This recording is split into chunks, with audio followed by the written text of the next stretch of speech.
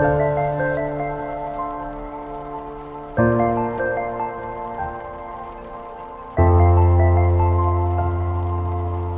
ఉద్యమకారుల ఫోరం ముఖ్య భూమిక పోషించింది.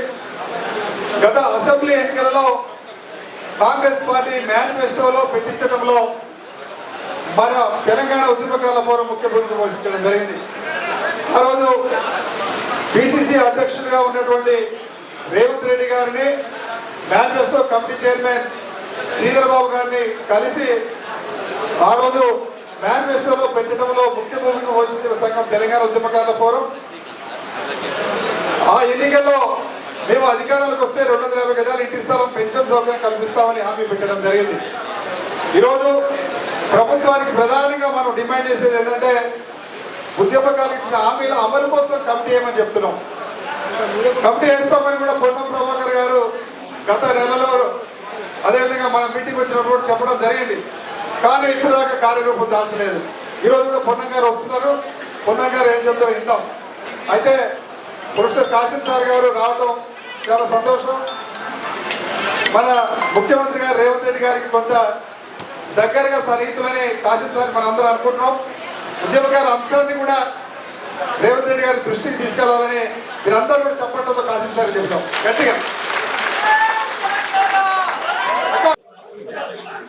కాశీం సార్కి అదే విజ్ఞప్తి చేస్తున్నాం. దయచేసి మీరు ఉస్మానియాలో విద్యార్థుల కోసం తెలంగాణ స్టూడెంట్ యూనియన్ అదే తెలంగాణ స్టూడెంట్ ఫ్రంట్ పెట్టి మనందరం కూడా మలిదేశంలో జేఏసీ అనుకుంటున్నాం. జేఏసీ కంటే ముందే తెలంగాణ స్టూడెంట్ ఫ్రంట్ పెట్టి ఆ రోజు విద్యార్థుల్లో చైతన్యం తీసుకొచ్చిన ముఖ్య భూమిక పోషించింది professor Kasim sir.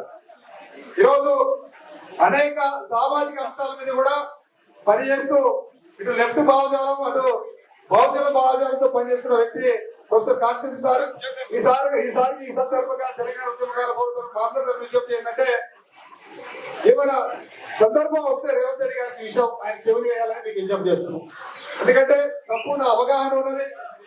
Osmania professor గా ఆర్ట్స్ కాలేజ్ ప్రిన్సిపల్ గా మీరు ఎందుకంటే ఆర్ట్స్ కాలేజ్ ఉస్మానియాలోనే తెలంగాణ ఉద్యమం రగిలించిన చరిత్ర ఉస్మానియా యూనివర్సిటీ. ఇలా ఉస్మానియా విద్యార్థులు లేకపోతే ఇలా తెలంగాణ ఉద్యమం కాదు. ఇలా అమరులైన బలిదానాలు కూడా చాలా మంది విద్యార్థులు. కాబట్టి ప్రభుత్వంతో మీరు ఆ దృష్టి తీసుకెళ్ళాలని కోరుకుంటే ఇప్పుడు ప్రొఫెసర్ కాశీం సార్ గారిని మాట్లాడాల్సిందిగా కోరుతున్నాను.